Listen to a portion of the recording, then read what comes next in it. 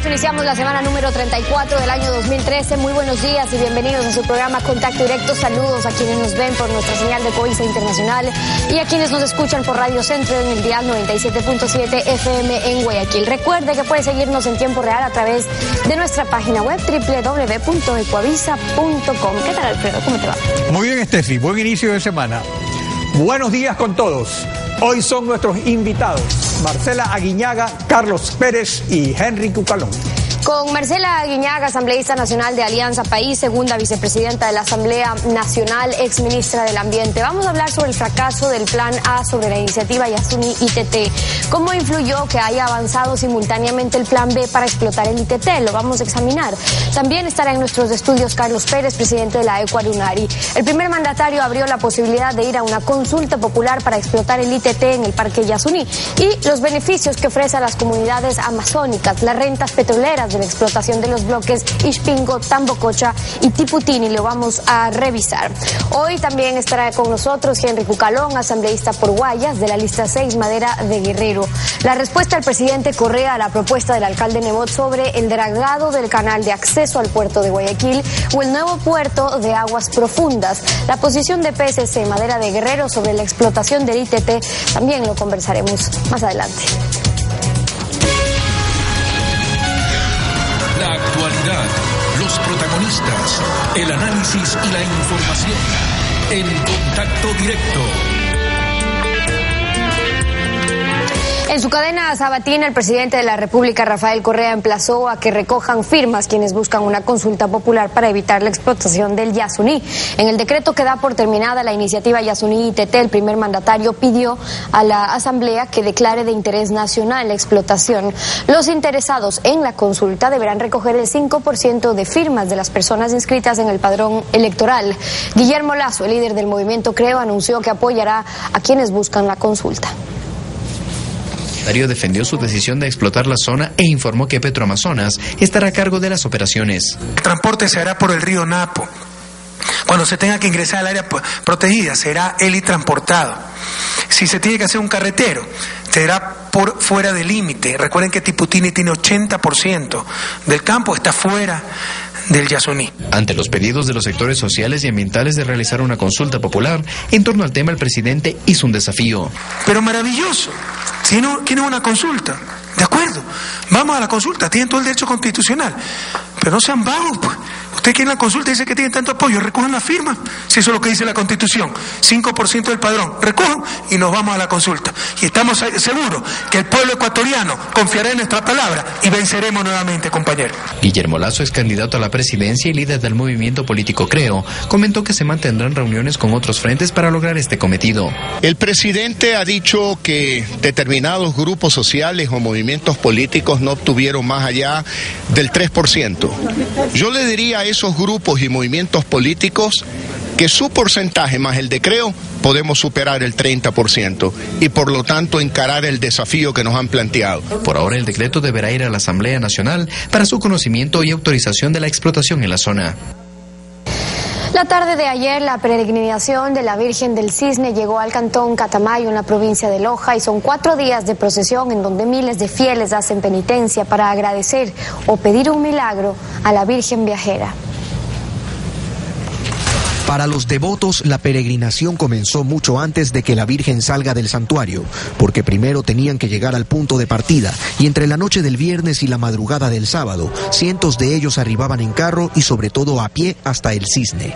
Algunos pasaron las horas rezando, otros recuperando fuerzas para lo que venía. El santuario amaneció lleno de fieles y con una misa para el envío de la imagen de María. La escoltaban decenas de policías, pero detrás de ellos todos los católicos que año a año vienen para acá. Algunos para agradecer, otros para pedir. En la carretera rumbo a San Pedro se iban sumando más y más personas al recorrido. Digna Sicchique marca el paso con su campana. Todos los años viene desde el cantón Sixic para agradecer a la Virgen algo que para ella solo se puede explicar como un milagro. Ella me dio la salud, la vida para seguir pudiendo yo caminar. El tiempo y el camino pasan entre rezos y también cantos a Dios y la Virgen. Hilton Choquehuanca ya ha participado de este recorrido 6 años consecutivos. Lo hacía por la salud de su padre. Hoy pide por su madre y 6 hermanos. Así como estoy. Con mucha fe. Con mucha fe y con mucha esperanza. Es duro caminar, pero nadie lo hace como yo. El trayecto del sábado terminó en la población de San Pedro, pero el descanso fue solo de unas horas. La caminata avanzó hacia la población de Catamayo. Unos minutos antes de las 3 de la tarde, la escolta policial llegó con la Virgen en hombros a la iglesia de Catamayo. No estará sola. Los peregrinos que ya la han acompañado en 2 misas continuarán aquí.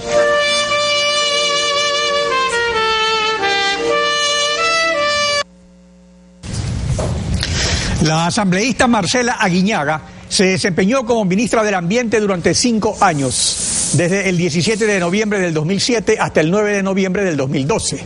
Constituye, por tanto, un testigo de excepción de los esfuerzos dedicados por el gobierno al Plan A de dejar el petróleo del ITT bajo tierra, así como a preparar la explotación del ITT en caso de que falle el Plan A. Por decreto ejecutivo 1572 de 5 de febrero de 2009 pasó a formar parte del Consejo Administrativo y Directivo de la iniciativa Yasuní ITT. Una muestra de cómo se llevaban a cabo simultáneamente ambos planes la podemos apreciar a continuación. Veamos. Una contradicción que nunca pudo aclararse, y era la construcción de la refinería del Pacífico. La refinería del Pacífico prevé en todos los documentos de Petroecuador que 100,000 barriles vendrían del ITT, y ahí está, pues, en el Aromo, en plena construcción, la refinería. Y lo que nos preguntaban los países donantes era, oiga, aquí no hay una contradicción, no entendemos esto, ¿cómo es que ustedes están promocionando la inversión en una refinería que requiere 200,000 barriles venezolanos y 100,000 barriles de crudo pesado del ITT? ¿Cómo se explica eso? Díganos. Y nosotros, como miembros de la comisión, teníamos serias dificultades en poder explicarlo. Y es porque el Plan B nunca dejó de estar vigente. Usted lo ha anunciado con mucha pasión, pero no queremos que hable por el Plan B hasta que consigamos. Probemos hasta el fin y va a ver que lo consigamos. Pero no mencione el Plan B ya, por favor. Viva el Ecuador y viva el Yasuní, unidos, sin sacar el petróleo. Seguiré hablando del Plan B y seguiremos hablando del Plan A. Marcela Aguiñaga, muy buenos días, bienvenida a Contacto Directo. Buenos días, Alfredo, un saludo a la ciudadanía. A ver, ¿qué falló? ¿Solamente la comunidad internacional en el Plan A o es que no hubo la consistencia suficiente para darle credibilidad a ese plan? Bueno, en primer lugar quisiera decirle a la ciudadanía que un referente de moralidad no precisamente es el señor Roque Sevilla, que fue miembro de la negociación y del grupo negociador, de lo cual también yo fui parte. Por ponerle un ejemplo, en el caso del señor Roque Sevilla, vive justamente del uso excesivo de los recursos naturales porque no le importa el turismo discriminado en las Islas Galápagos y hacer un hotel en un bosque protector sin permisos, por lo cual fue sancionado. Entonces, este no es justamente el mejor elemento para discernir respecto de qué falló en la iniciativa. Yo le puedo decir que falló en la iniciativa, primero que el mundo no estaba preparado para un mecanismo que de alguna forma rompía todas las reglas de juego respecto de las que había impuesto, en este caso, los países industrializados. Por otro lado, no estábamos preparados en el sentido, digamos, internacional, de que la comunidad le apueste a algo de dejar o prevenir la contaminación cuando siempre en el mercado internacional se paga por reducir la contaminación. Por lo tanto, creo que la iniciativa se adelantó a los tiempos. Yo fui negociadora, tocamos muchísimas puertas y no es cierto, por ejemplo, tampoco, como dice el señor Roque Sevilla, que todo era respecto de la duda que tenían los países respecto del Plan B. Siempre se dijo que el Ecuador le apostaba al Plan A cambio de una corresponsabilidad del mundo, cosa que no sucedió. Nos daban espaldarazos, nos decían van bien, qué bueno por el mundo, pero cuando había que comprometer los recursos como tal, no sucedió. El 9 de marzo del 2010, el capitán de navío Mauricio Alvear, vicepresidente de Gestión Empresarial de Petroecuador, mediante oficio 094 PLP 2010, comunicó al capitán de navío Freddy Calle, vicepresidente de Petroproducción, que la Presidencia de la República ha creado el compromiso SIGOP, licencia ambiental ITT, de la cual es responsable el almirante Luis Jaramillo, presidente ejecutivo de Petroecuador, y participantes los ministros de Coordinación, Galo Borja, de Recursos No Renovables, Germánico Pinto, y de Ambiente, Marcela Aguiñaga. En los 3 años que transcurrieron desde la creación de este compromiso hasta que usted dejó el ministerio, ¿se terminó el trámite para la licencia ambiental? ¿Está eso ya listo? No, ese trámite efectivamente se había puesto el compromiso de manera que se adelanten ciertos estudios, porque como usted sabe es un trámite complejo, arduo, que requiere de mucha técnica, y mientras yo fui ministra de Ambiente jamás se firmó una licencia ambiental de explotación en el bloque ITT, tampoco como tal había una intervención en la zona. Vale mencionar que en el gobierno de Gustavo Noboa se aprobó por parte de la ministra de Ambiente de ese entonces la licencia ambiental de exploración. Quiere decir con esto que en la zona ya hay plataformas desde hace muchísimo tiempo atrás que dieron como resultado la posibilidad de que hayan reservas comprobadas y probables. Así que en ese sentido quiero decirle categóricamente, Alfredo, que jamás firmé una licencia, primero porque a partir del año 2008, luego de Montecristi, no hubiese sido constitucional que la ministra de Ambiente firme este permiso cuando el artículo 407 establece que requiere de la autorización de la Asamblea Nacional para ejercer actividades extractivas en áreas protegidas y zonas intangibles.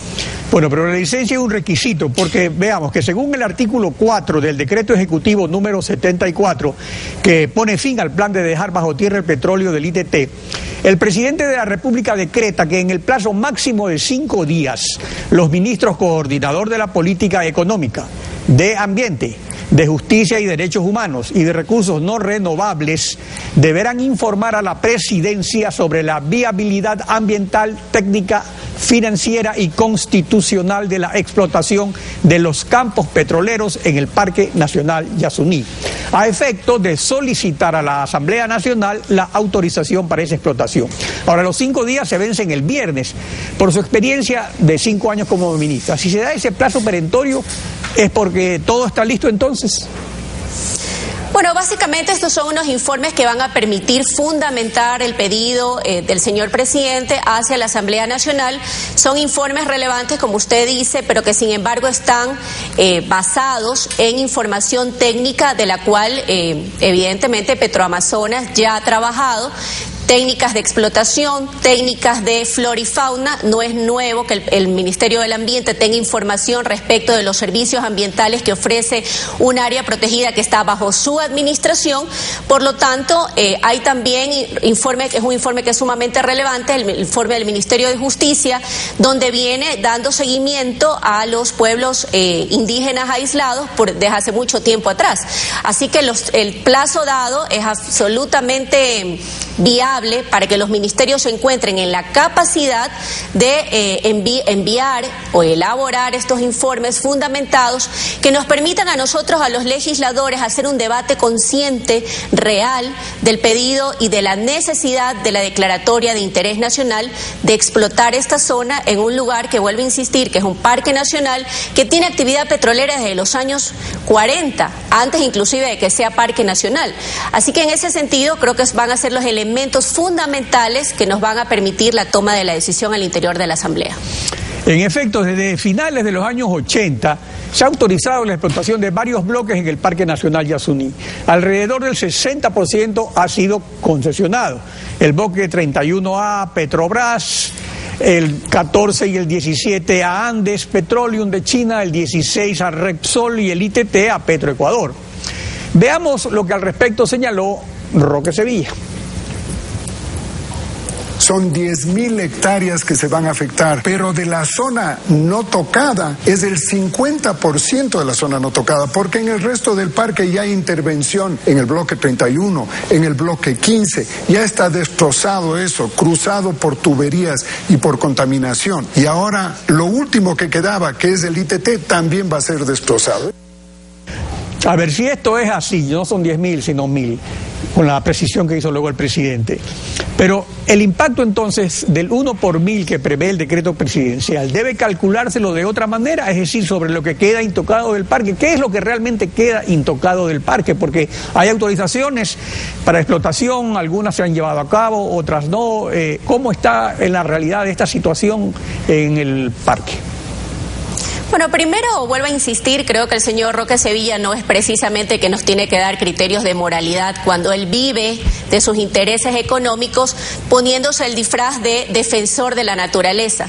Sin embargo, de eso, más allá de decirle que el Parque Nacional Yasuní efectivamente tiene bloques en explotación desde hace muchísimo tiempo atrás. El último bloque que ha entrado en explotación es el bloque 31, que antes estaba concesionado a Petrobras y pasó a Petroamazonas, empresa pública. Y en el caso de la pregunta que usted realiza, la zona que se encuentre intocada, hay zonas dentro del Parque Nacional que se encuentran en muy buen estado de conservación y que ha permitido que el Ministerio del Ambiente tome medidas respecto de las amenazas que tiene el parque.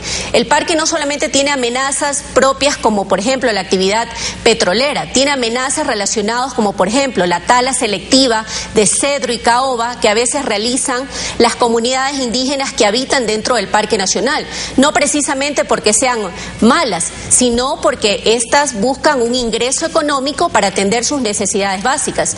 Quiero decirle que otra de las problemáticas que impulsa el control severo es que la apertura de vías alrededor de la zona amortiguamiento, que es una zona de protección de 10 kilómetros antes de la zona de la línea donde comienza el Parque Nacional Yasuní, están aperturadas por organismos y por autoridades locales justamente que hacen que haya desorden en el ordenamiento territorial y que es parte de la gran amenaza el avance de la frontera agrícola.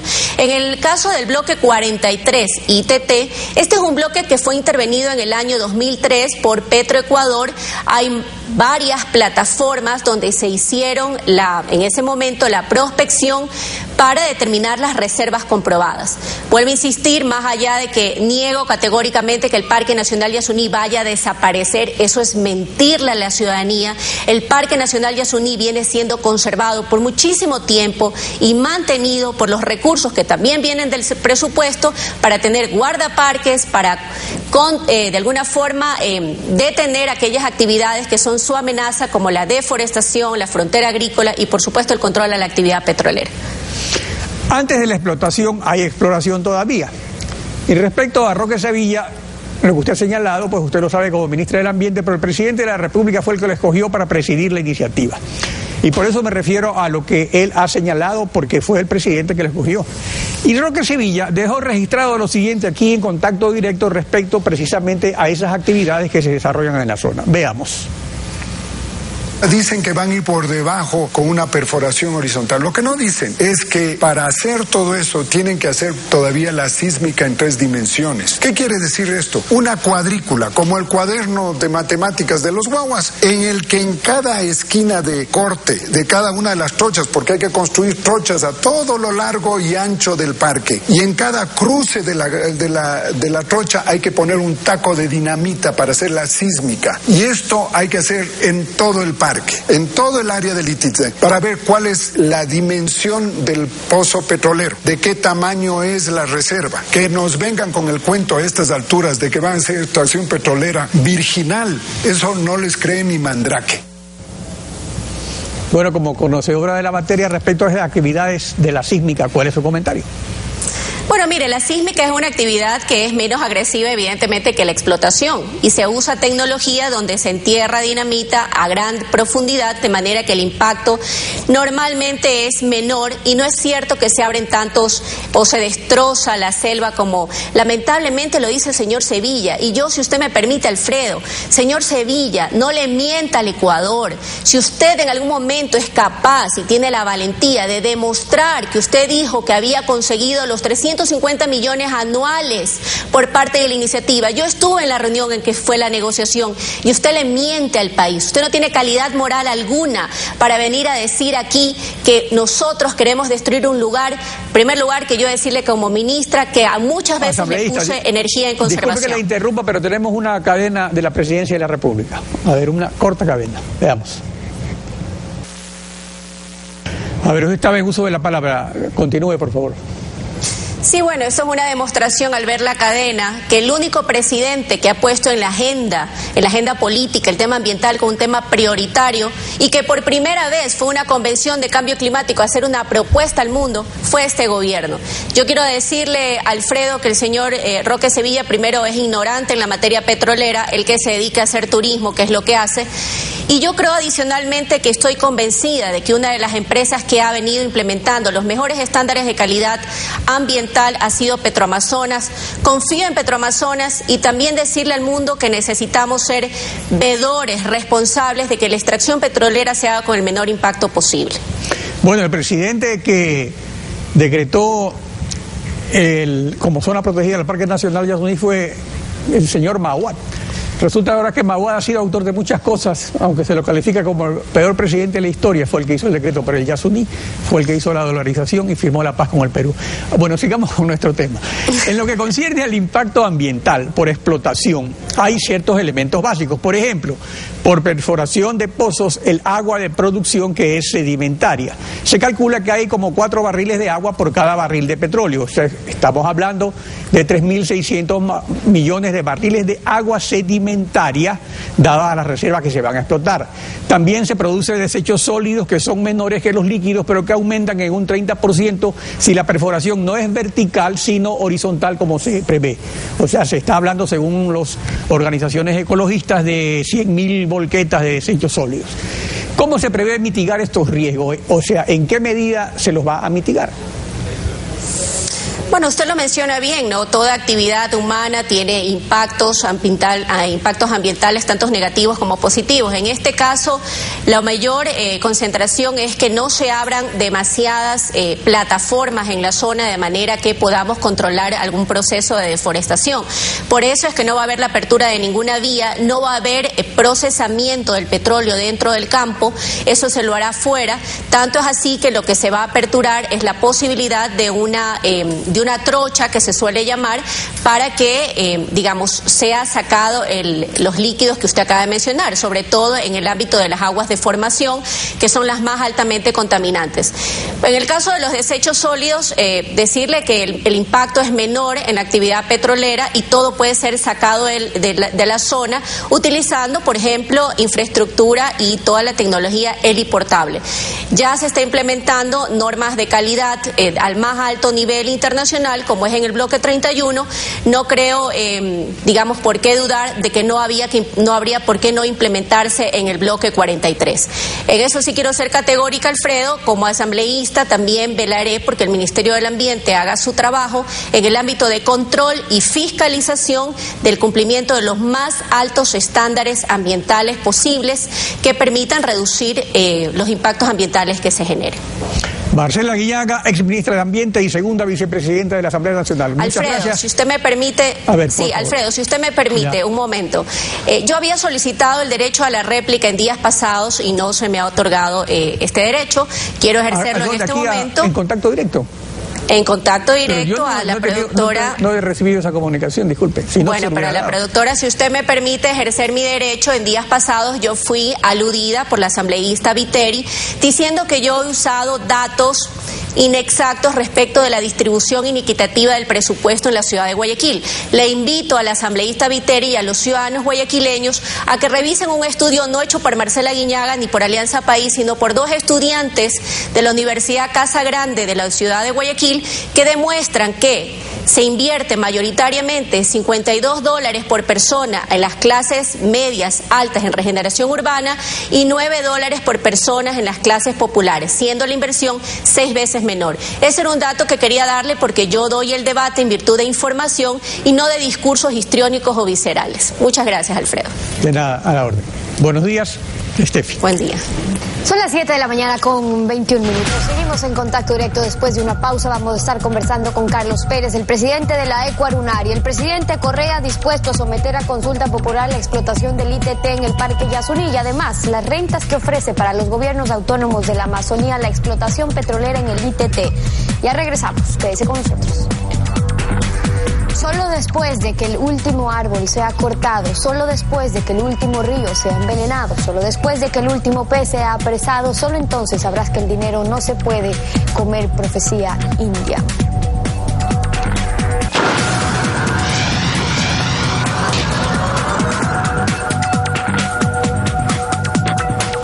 De la mañana con 25 minutos. Carlos Pérez Guartambo, el presidente de la Eucarunari, bienvenido. Muchas gracias por estar con nosotros.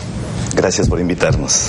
¿Cuál es el argumento principal por el cual ustedes se oponen a la explotación del Yasuní cuando, según informó el presidente en la cadena, hay ejemplos ya de explotación amigable que se están dando ahora mismo, que hay actividad petrolera en el Yasuní desde los años 40, acaba de decir la ministra, y aseguran que la afectación sería del 1 por 1000, que el 99% del Parque Nacional se va a mantener intacto? De lo que yo conozco, la historia nos enseña que el primer barril de petróleo se obtuvo en el Ecuador en 1972. No sé de dónde sacan esos datos.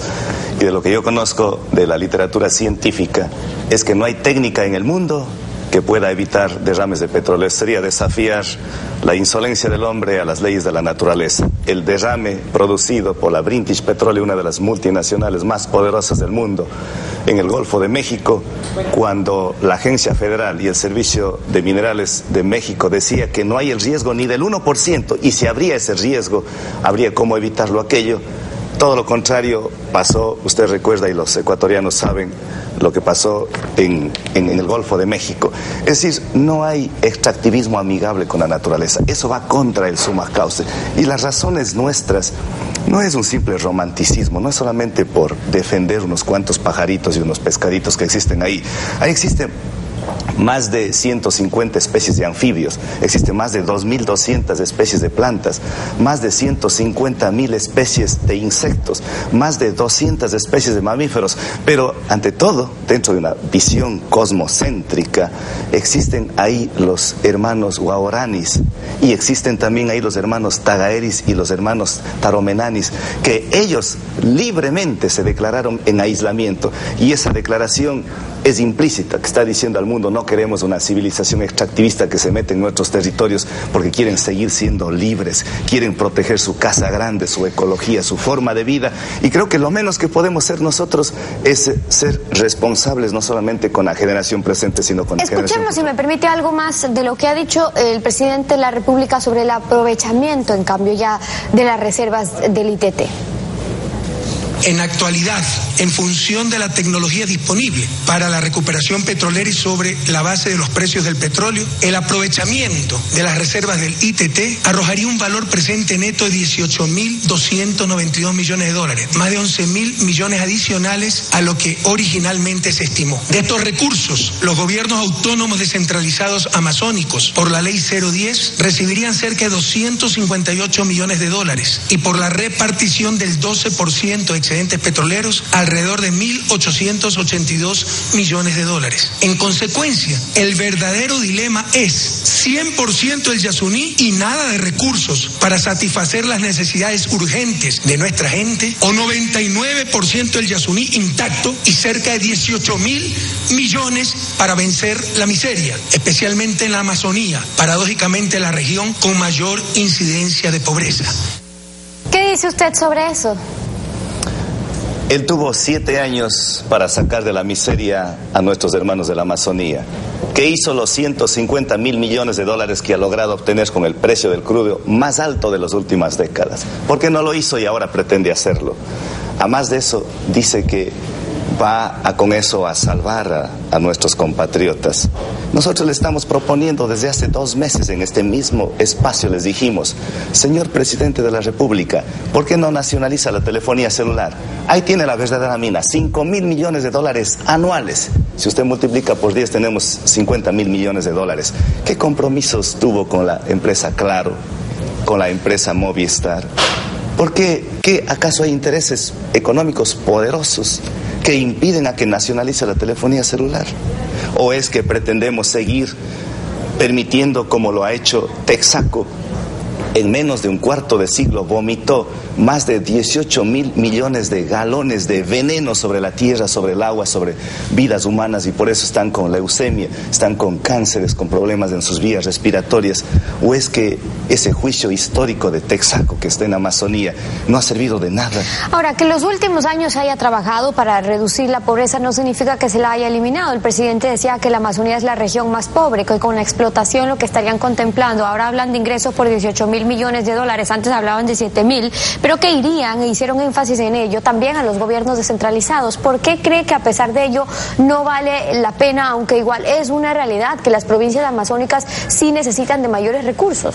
Por esa misma razón, porque el presidente dice que en la Amazonía hay pobreza, hay miseria, no hay agua potable, no hay alcantarillado, no hay servicios básicos, pese que de ahí ha salido la riqueza para el país, de ahí ha salido para el pavimento, los semáforos de las grandes urbes, Quito, Guayaquil, pero allá no ha quedado absolutamente nada. ¿Quién nos garantiza que ahora va a quedar?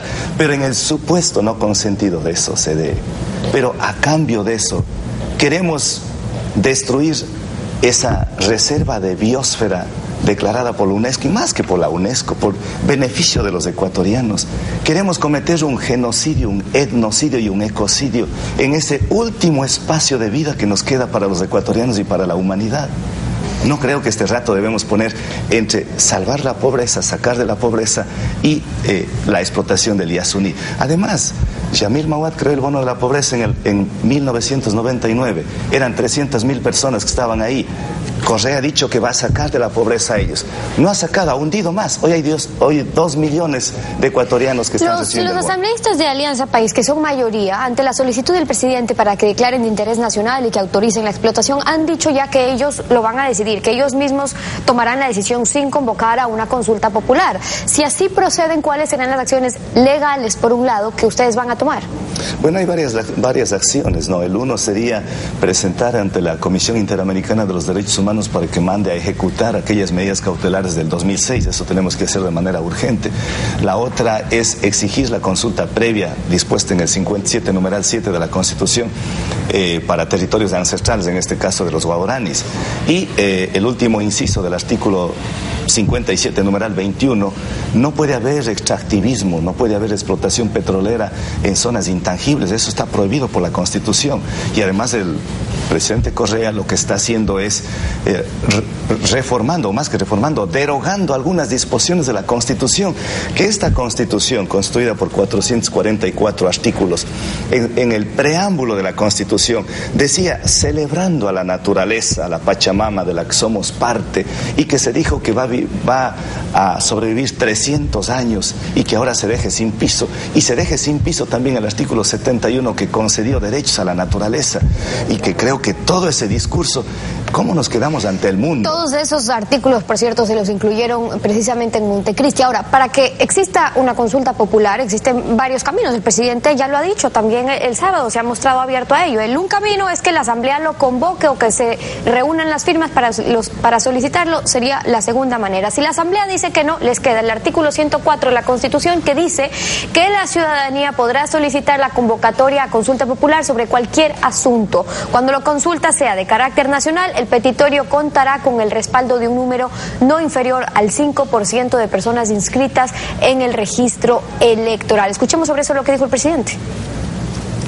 ¿Qué mayor consulta popular que la del 17 de febrero del 2013, verdad? Donde ellos sacaron 3% y nosotros 57%. Pero maravilloso, quieren una consulta, ¿de acuerdo? Vamos a la consulta, tienen todo el derecho constitucional, pero no sean vagos, pues. Que la Asamblea apruebe la consulta, recojan firmas, pues. Ustedes quieren la consulta y dicen que tienen tanto apoyo, recojan la firma. Si eso es lo que dice la Constitución, 5% del padrón, recojan y nos vamos a la consulta. Para ver con la verdad en la mano a quién apoya el pueblo ecuatoriano, a quiénes apoyan los jóvenes, pero con la verdad en la mano, no con las mentiras que acostumbra esta gente. ¿Van a recoger entonces las firmas para convocar a una consulta? Esa es una posibilidad que no voy a decidir yo. Eso tendremos que decidir un colectivo, y para eso el día jueves en Quito nos reuniremos en el local de la Ecuarunari, sindicalistas, ambientalistas, ecologistas, defensores de los derechos humanos, e invitamos a todos los sectores sociales aquí sin sectarismo alguno para colectivamente tomar una decisión. Pero si hay un enorme riesgo que como el Ejecutivo tiene el control de todos los organismos del Estado, incluido el Consejo Electoral, ¿quién nos garantiza que después de hacer un esfuerzo titánico de recoger cerca de 600.000 firmas, después nos nulite algunas? ¿Quién nos garantiza aquello? Por eso creo que nosotros tenemos ahí sí la suficiente... pues con suficiente ponderación y valentía decirles a los señores de la Asamblea, ya que el presidente Correa nos ha fallado al mundo y ha fallado a los ecuatorianos, les queda la responsabilidad histórica a los señores asambleístas. Apliquen el artículo 407 de la Constitución. Llamen a consulta popular antes de autorizar la explotación del Yasuní. Si el gobierno nacional nos convocó nos llamó a consulta popular apenas para decidir sobre casinos, sobre la pelea de gallos y corrida de toros, este es un tema de vida. Ahora, el tema es que sobre eso también pues ya han habido pronunciamientos de asambleístas de Alianza País diciendo que no van a convocar. Habría que verse, pero por eso es que hay el otro camino. La realidad también es dura en el sentido de que ahora mismo ya se están anunciando los recursos, el gobierno está anunciando los recursos que irán distribuidos para los gobiernos descentralizados. Se viene y está ya una campaña muy fuerte por parte del gobierno, con los alcaldes también apoyando indirectamente la explotación para poder acceder a más recursos. ¿Creen ustedes que podrán posicionar su mensaje? Yo creo que nosotros podemos posicionar, es más, y está posicionado, porque esta iniciativa no corresponde al gobierno de Alianza País. Esto es frente a una propuesta de moratoria de explotación petrolera que inició en los años, a fines de los 90, y que luego se fue perfilando en colectivo con Alberto Acosta, con Acción Ecológica, con los sectores indígenas, la CONAI, el Ecuarunar y otros sectores, y que el presidente de la República lo tomó, y que bueno, nosotros aplaudimos de esa gran iniciativa, pero lo que sí debe quedar claro, que al señor presidente de la República se le está cayendo la máscara de ecologista. ¿Con qué cara al mundo va a decir ahora que sigue teniendo una constitución verde y que es el ecologista? Además, semejante hipocresía, llama al mundo de hipócrita por no apoyar la iniciativa Yasuní y por no evitar la explotación petrolera. El mundo sí es hipócrita, él no es hipócrita, a pesar de que él sí va a meter la cuchilla en el Parque Yasuní. La ley orgánica de la función legislativa, en su artículo 49, cuando habla de la declaratoria de interés nacional, claramente dice que tienen que haber 2 debates, que se debe contar obligatoriamente con informes de las comisiones respectivas designadas por el CAL, y que el trámite, y esto es súper importante, que el trámite se ajustará a los plazos establecidos para la aprobación de leyes. Es decir, señor Pérez, que esto tampoco es que se pueda hacer de la noche a la mañana. Tienen que haber los informes motivados, todo el procedimiento a seguir. Allí habrá espacio también para que ustedes puedan mostrar sus argumentos. Efectivamente, hay que esperar. No podemos precipitarnos y ya empezar a recolectar las firmas. En la eventualidad de que así se decida, hay que hacer el trámite ante el Consejo Electoral, hay que formular la pregunta. Luego de eso tiene que calificar si es constitucional o no la Corte Constitucional, y eso lleva mucho tiempo. Pero lo que usted muy bien indica de la ley orgánica de la función legislativa, tiene que haber informes, pero no solo eso, el presidente de la República tenía que, no conozco todavía el decreto que puso la partida de función al Yasuní, tiene que existir ahí una fundamentación debida, es decir, su petitorio de explotar el Yasuní tiene que estar debidamente fundamentada, técnica, científica, ambiental, social, culturalmente. Si eso no está, la Asamblea Nacional tendrá que desecharlo, y si eso pues da el procedimiento correspondiente, entonces tendrán que haber los 2 debates, y en esos debates igualmente debidamente fundamentada. Tenemos todavía, yo creo que hay que decirles que hemos perdido una batalla, sí, a pesar de que era previsible lo que iba a pasar, pero siempre quedaba la esperanza de que el gobierno nacional al fin se dé cuenta. Hemos perdido una batalla, mas la resistencia continúa, y creo que los jóvenes van a activar con toda la fuerza para defender su presente y defender a los niños, para no ser egoístas con las generaciones venideras que puedan disfrutar de este santuario de vida, de este lugar que es un proyecto de vida para el mundo entero, no solamente para los ecuatorianos. Es la posición de Carlos Pérez Guartambe, el presidente de la Ecuarunaria, acompañándonos hoy en Contacto Directo. Muchas gracias por haber estado con nosotros. Gracias. 7 de la mañana con 38 minutos, tiempo de hacer una pausa con ustedes, y cuando regresemos estará Henry Cucalón, asambleísta por Guayas de la Alianza Lista 6, Madera de Guerrero. La respuesta del primer mandatario a la propuesta del alcalde Jaime Nebot para dragar el canal de acceso al puerto de Guayaquil y la construcción del puerto complementario de aguas profundas.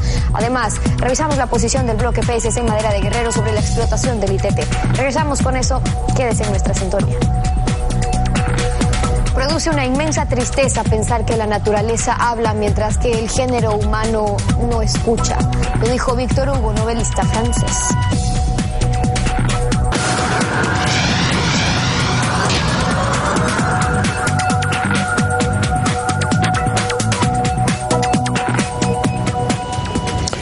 Está con nosotros Henry Ucalón, asambleísta por Guayas, PSC Madera de Guerrero. Buenos días, bienvenido a Contacto Directo. Muy buenos días a todos los televidentes. Respecto a la posición del alcalde Jaime Nebot sobre el dragado del canal de acceso al puerto de Guayaquil, el presidente Correa se pronunció el sábado pasado. Veamos lo que dijo el presidente. Maravilloso, dráguenlo. Y ahora está poniendo una serie de condiciones. Que la condición que el canal de acceso se haga entre 10 y 11 metros, pero el coste de este dragado se ha sufragado con la recaudación de una sobretasa, ¿de acuerdo? ¿Ya? Esto estamos de acuerdo. C, respecto al obstáculo de piedra denominado Los Goles, en marea baja, la financiará el municipio de Guayaquil, mediante establecimiento de una tasa que también deberá ser pagada por las compañías navieras propietarias de los buques. ¿De acuerdo? Pero ¿dónde están las condiciones que nos estaba poniendo? Que no se interfiera Esto es la D. A la compañía que se le autorizó la construcción del puerto de Aguas Profundas de Pozora, debe restablecérsele dicha autorización, sujeta a que concrete la nueva inversión extranjera con la que cuentan según nos han comunicado oficialmente. El dragado de Los Goles, a una profundidad de 10 u 11 metros, igual a la del canal de acceso, será pagado por dicha empresa. Señor alcalde, vaya a poner condiciones a su casa, pues entienda con quién está tratando, por favor. Se draga el canal y nosotros haremos el nuevo puerto de Aguas Profundas para beneficio de Guayaquil y de la patria entera, compañeros. Bueno, en conclusión se ratifica sobre el dragado, pero no incluye la devolución de la concesión para el puerto de Aguas Profundas en Pozora. Ahora, ¿estos dos temas son separados o forman parte de un solo proyecto? Si el presidente cree o considera que con sus cantaletas llenas de tergiversaciones, contradicciones y epítetos vamos a concentrarlo solamente en el tema del dragado, de por sí importante, y no en el todo el tema, en todo el contexto, está completamente equivocado. La pretensión del gobierno nacional ha sido clara y denunciada. 1. El actual puerto marítimo de Guayaquil queda solo para cabotaje y turismo. Es decir, que vía decreto, vía intervención, vía centralismo, van a querer decirle a la gente y conspirar contra su libertad de decidir, de asociarse y de emprender. 2. Que el nuevo puerto marítimo no quedará en la ciudad de Guayaquil. 3. Que los puertos privados que hay en la ciudad, que son 13, estarán fuera del sistema portuario. Y finalmente, que el puerto Aguas Profundas en Pozora se le retira la autorización, puerto privado. Ante esos antecedentes, ante esa artera pretensión, por decirlo menos, que no la ha tenido ni los más conspicuos centralistas, que no la han tenido los acérrimos odiadores de la ciudad, ni siquiera las dictaduras de ese tipo, es lo que se denuncia y se protesta con firmeza. ¿Por qué? Porque llegarse a concretar esta idea malsana crearía un círculo perverso de empobrecimiento colectivo que no lo podemos tolerar. ¿Y por qué? Porque eso afectará directamente al empleo y al trabajo de los habitantes de Guayaquil, y no solamente de la ciudad, sino de los demás cantones de la provincia del Guayas y de su zona de influencia. Va directamente y conspira directamente contra el presente y contra el futuro del desarrollo. Y en esa línea, lo que es malo para Guayaquil, evidentemente es malo para el Ecuador, porque aquí, conciudadanos, compatriotas, nosotros también somos ecuatorianos. Este jueguito de palabras que Guayaquil, que el Ecuador, no, nosotros también somos ecuatorianos, y lo que le beneficia a Guayaquil y a su zona de influencia, le beneficia al Ecuador. En esa línea, doctor Pinargote, el miércoles pasado, aquí justamente en este set, el señor alcalde Jaime Nebot, conjuntamente y en representación de vastos sectores productivos, representativos y del tejido social de la ciudad, aceptó el desafío. ¿Y en qué constaba? Ya que el presidente de la República, en un tuit, manifestó que el dragado a 15 metros era inviable, sino que el municipio lo realice, que se lo autorizaba conjuntamente con el concesionario y con la empresa privada, el alcalde aquí, de forma detallada, concisa y con las precisiones del caso. En efecto, pero el presidente acepta lo del dragado. Lo que pasa es que él separa el dragado del puerto de Aguas Profundas, que es complementario al puerto. Estamos claros que es complementario, porque ese es un puerto privado con inversión extranjera privada que complementa el de Guayaquil. ¿Y por qué? Porque sería un puerto de transferencia internacional de contenedores. Es una figura aparte que complementa el de Guayaquil. Pero ¿por qué hay que verlo en un todo? Y eso es importante que la ciudadanía lo tenga absolutamente claro. El señor alcalde aquí manifestó que se necesita no solamente dragar el canal al puerto, que se hará con una sobretasa, llevándole a 11 metros en marea baja, que serían 13 en marea alta. Se cobra una sobretasa a los operadores navieros que no tienen ningún problema de hacerlo. Hay la confianza y por economía de escala no encarecerá ninguno de sus productos porque mejorará básicamente la productividad. Y asimismo el municipio, consciente y bajo este liderazgo de convocatoria responsable, ha decidido también que el canal de ingreso denominado Los Goles, todos estos obstáculos de piedra que existen, el municipio hacerse cargo, cobrarlo con una tasa, recuperarlo con intereses en un plazo determinado para coadyuvar en este sentido. Eso es importante. Claro, o sea, esa primera parte del canal está relacionada con el cuerpo de aguas profundas. Pero aquí hay algo interesante. Sobre este tema han opinado muchas personas y hay opiniones técnicas y no políticas. Yo por eso quisiera que revisemos algunas. Por ejemplo, sobre esto del puerto de aguas profundas en Pozoras, el ingeniero Alex Villacrés, que fue presidente de Autoridad Portuaria de Guayaquil como delegado del presidente Correa, luego incluso subsecretario de Puertos del gobierno del presidente Correa, y el almirante Fernando Donoso, que fue presidente de Portuaria en el gobierno de Alfredo Palacio, del cual fue ministro el economista Correa. Ellos señalaron lo siguiente sobre el puerto de aguas profundas en Pozoras. Veamos.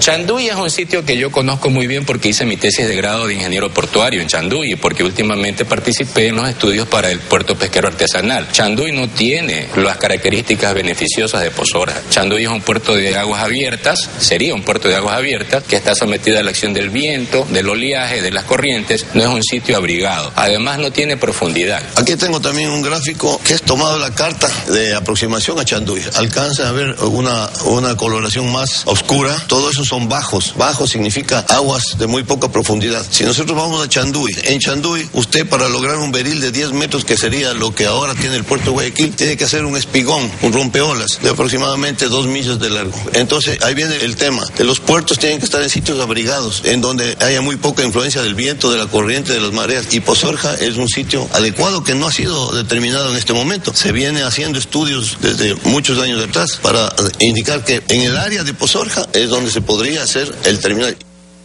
A ver, estas son opiniones políticas, técnicas. ¿Qué es lo que se debe hacer entonces para determinar el sitio del puerto de aguas profundas? Importante, esas declaraciones confirman lo que ya se sabía en el tema técnico, que no es necesario, uno, que sea a 15 metros el tema del calado, y que Pozorja es la mejor condición natural para que haya un puerto de aguas profundas. Por eso, insisto, se ha manifestado toda esta serie de precisiones, que incluye el tema de los dragados, que ya lo comentamos, el tema del puerto de aguas profundas en Pozorja con inversión privada que no le cuesta al pueblo ecuatoriano, y además la garantía de que el actual puerto marítimo de Guayaquil, concesionado a la empresa Contecom, y los 13 puertos privados existentes van a poder seguir operando con normalidad debido a las leyes de la oferta y la demanda, y que sea el usuario, el consumidor, que por su cercanía a los centros de comercio o industriales escoja libremente por dónde quiere importar o exportar sus productos. Y en esa línea el presidente, horas después de esa aclaración y esa manifestación que hizo el alcalde aquí, aceptó y puso un tuit que decía: maravilloso, se me parecía mucho al tocayo ese de España, maravilloso, todos de acuerdo. Ahora yo me pregunto, si él aceptó, y ya escuchamos todo lo que dijo el día sábado, pueblo ecuatoriano, ¿quién se contradice? ¿Quién engaña en este tema? Creo que está sumamente claro. Vamos a otro tema. Respecto a la explotación del petróleo del ITT en el Parque Nacional Yasuní, ¿cuál es la posición del bloque PSC Madera de Guerrero? Mire, nosotros siempre hemos apoyado este tipo de iniciativas, tanto más en el tema de la iniciativa Yasuní ITT. En lo que respecta a la Municipalidad de Guayaquil, el alcalde Jaime Nebot, en representación de la ciudadanía, inclusive hizo un aporte muy importante que demostraba la confianza en este tipo de temas. Ahora, El gobierno nacional ha anunciado el fracaso de la iniciativa, el porqué de aquella, si es porque el mundo nos falló, si el mundo no nos comprendió, si nos adelantamos al mundo, y todas esas teorías muy propias de la dependencia, echarle siempre la culpa a terceros y no ver los errores casa adentro, o como dicen algunos analistas y expertos, que es porque el mundo no confiaba o se sentía engañado con la propuesta. Es un tema que está abierto al debate. Lo importante es no caer en extremismos de lado y lado, actuar con conciencia. Nosotros hemos considerado que el respeto a la biodiversidad no tiene que contradecir con el desarrollo humano. Y asimismo, ese apego irrestricto, intolerante hacia el tema de la biodiversidad no puede conspirar contra el legítimo afán de progreso y desarrollo de un pueblo necesitado también de recursos para beneficiarse en temas de educación y salud, por ejemplo. O sea, ¿estarían de acuerdo ustedes con una explotación responsable? Siempre como filosofía se ha tratado el tema y también se apoyó, insisto, la iniciativa porque es algo rescatable, obtener recursos justamente para el desarrollo en aras de no explotarlo. Pero vamos también a otro tema, porque esto ya llega al Parlamento y yo como representante político tengo que pronunciarme. Nosotros siempre hemos estado de acuerdo a favor de que el pueblo se pronuncie en grandes causas. Eso es legítimo, es un ejercicio de participación ciudadana, de democracia directa. Así siempre se lo ha manifestado. Una oportunidad es hacerlo a través de la Asamblea Nacional, que es potestativo, no obligatorio, pero el artículo 407 de la Constitución así lo determina. Ya veo que la gran mayoría gubernamental que hay en la Asamblea ha decidido que esa no es la vía. El presidente tampoco lo quiere escoger y ejercer ese derecho que lo ha aplicado con cosas menos trascendentes y más triviales que ya algunos entrevistados y algunos analistas lo han citado. Entonces, respetamos siempre la iniciativa popular. Sería saludable en ese sentido un pronunciamiento del pueblo. Nunca estaremos en desacuerdo que el pueblo pueda pronunciarse sobre temas gravitantes del acontecer nacional. Henry Ucalón, gracias por su participación en Contacto Directo. A usted, muchísimas gracias. Steffi. Son las 7 de la mañana con 52 minutos. Cuando regresemos, el nuevo técnico de Barcelona, Gustavo Soler, debutó con el cuadro El Astillero y obtuvo una victoria. Además, Wilder Medina, uno de los últimos refuerzos toreros, se estrenó en el arco. 7:55, ¿cómo estás, María Giselle? En el campeonato local, Barcelona logra un triunfo y la Católica es el nuevo puntero. Así es, Steffi. Universidad Católica volvió a la punta tras superar a Emelec. Aquí un resumen de lo sucedido en la octava fecha del campeonato. Los camaratas celebran en esta fecha del torneo ecuatoriano de fútbol. Superaron en el Atahualpa al Club Sport Emelec con tantos de Federico Laurito. El resultado final: 2 para Universidad Católica, 1 para Emelec. Los celestes vuelven a ser líderes. En otro de los encuentros, también en Quito, pero en Casablanca, Liga Deportiva Universitaria sigue sin poder ganar en su estadio. Esta vez, el resultado final fue empate. 2-2 con Independiente del Valle, que ganaba 2-0. Y en la segunda etapa, los albos lograron emparejar las cosas. Desatinada presentación del Deportivo Quito en Cuenca. Efectivos los morlacos, golearon 6-1. El plantel azulgrana terminó con 8 elementos en el campo ante las expulsiones del portero Carini, Luis Romero y Alex Colón. Y la fecha se cerró en el Estadio Monumental con victoria torera, además del debut de Luis Soler al frente de los amarillos. Entre lo más destacado de este encuentro, el bautizo goleador del colombiano Wilder Medina, que arrancó como titular y aportó para la victoria. Poca productividad ofensiva de los ecuatorianos en el mundo. El único que anotó fue Joao Plata con el Real Salt Lake en la MLS. Casi inadvertida la participación de los ecuatorianos este fin de semana en las diferentes ligas del mundo. Igual iniciamos mirando la Major League Soccer, donde Joao Plata logró anotar aunque su equipo salió goleado ante el Galaxy. Este es el tanto de Plata en el club Real Salt Lake en México. Quien estuvo cerca de marcar es Joao Rojas cuando Cruz Azul enfrentó al Atlante. En el piso el atacante tricolor. Vamos hasta Inglaterra, donde el Manchester United goleó al Swansea. El pase es del Toño Valencia para tanto de Welbeck. El Toño colaboró con la goleada. Con triunfo agónico del Real Madrid y goleada del Barça arrancó la Liga de las Estrellas. Veamos los goles de estos cotejos. Espectacular debut del Tata Martino al frente del Barcelona en la Liga Española. Enfrentó a Levante y lo goleó 7-0 a los 3 minutos. Alexis Sánchez. A los 11, el argentino Lionel Messi con el 2-0. La tercera, obra de Daniel Alves. Pedro Rodríguez pone la cuarta. De tiro penalti. Otra vez Lionel Messi. El Barça acumulaba su quinto tanto. Xavi para poner la sexta. Y Pedro Rodríguez cerrando la goleada. 7-0. Real Madrid también ganó, aunque de manera angustiosa frente al Betis. Equipo que se pone en ventaja con tanto de Jorge Molina. Para los blancos, al minuto 25, empata Karim Benzema. Y a 5 minutos del final, el joven Isco para darle la victoria al conjunto de Cristiano Ronaldo. Muy bien, así nos despedimos diciendo que el Emelec en estos momentos está por viajar a Chile para su partido de Copa Sudamericana frente a la U Católica. Estefi y Alfredo. Gracias, Maribisel. Como siempre, la información deportiva, y con eso cerramos Contacto Directo. Mañana nos volvemos a ver. Así es, Estefi. Mañana continuamos rayando la desinformación en Contacto Directo.